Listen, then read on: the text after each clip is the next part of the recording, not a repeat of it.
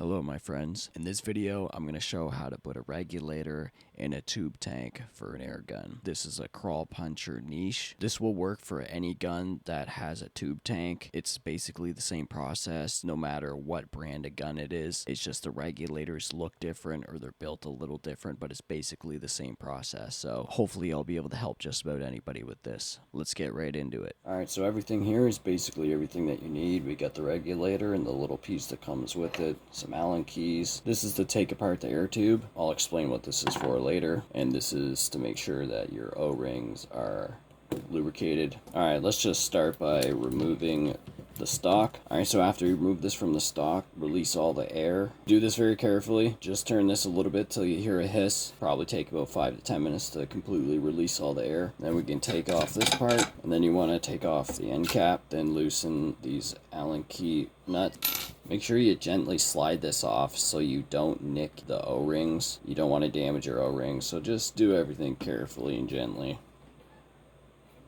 There we go. Alright, next there's these two spots right here. After you loosen those, you should be able to wiggle this out. I've already loosened this once, so it will be easy for me to do this. This may not be easy for you the first time. What you're going to need to do is, there's a spot here at the end where you're going to put your wrench. I have this because I don't have the right size for this, but this does work. So you just clamp it on the end like this. And if you can't pry this off, and if you don't want to use a vise because you're worried about denting the tube, or if you can't do it by hand, what I've done after clamping that together was I took a round screwdriver that's a fairly good size, and I put it down here through the hole like this. I leveraged it like this, and then I held that, and then I was able to give this a twist, and then that released the pressure. It was difficult to do, but that broke it free. And after I had it aired up full, it was easy for me to do again. So after you release that, get that undone.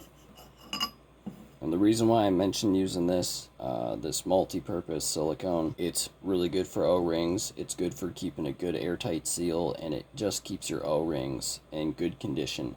So I've already wiped everything down and re-lubricated it, but you could use a paper towel or a cloth that's, make sure that there's no fibers on your threads or on your O-rings. Just wipe everything down, make sure everything's nice and clean, get rid of any grit and everything, and then re-lubricate all the O-rings.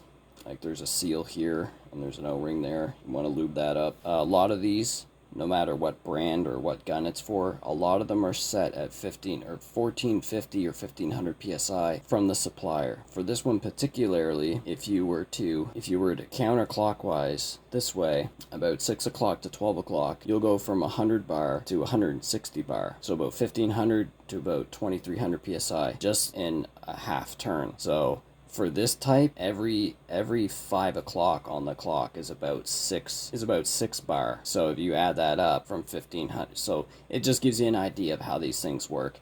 There's this little area inside where a little bit opens up, and that allows more pressure to go through. When it's set at 1500, it's a lot closer together. So that way it just makes sense, all right? You just want to put a little bit of silicone on here, on each one of these O-rings. Make sure that they're clean. This will help seal it off for a long time, and it also helps slide it in place. Now, when you first slide it in there, when you first put it in there, try not to catch the threads so you don't damage your O-ring. And it's going to feel like it's not going to go in, but that's just because it's really snug. Give it a little push. It'll pop in, and you push it down until it gets through there. Then what you're going to want to do is take this piece that came with it, and that just goes like this. Push it down like that, and then you don't want to push it in far. You just want to push it in far enough to be able to get these threads back on, and then let the threading push it down to where it needs to be.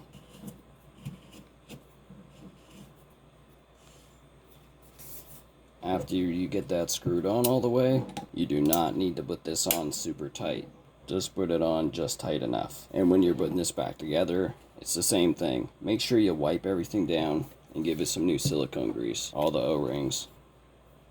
Now, just like that, it's ready to put back together. When you put these pieces back together, make sure you're careful when you slide this back in place, because you don't want to nip those O-rings. And if you want to make sure that you have this centered properly, all you have to do is remove one of these nuts. If you look inside, you'll be able to see the indentation to make sure that that spot is centered. And then you can put your nut back on. That way you'll know that the holes are lined up properly. And if you don't have a wrench for this, you could use a pair like this and then just wrap a cloth or some paper towel around it and just put a gentle grip on it and then tighten it off that way. And the same goes for these O-rings. Make sure you wipe down, clean it off, put some silicone on there, tighten this up, put the cap back on, put the gun back together, and boom, all done. Now if there's any questions that I could answer for you, just ask away in the comments. Thanks for watching. Give me a like if you like this video, if you want to see more like this. Thanks for watching.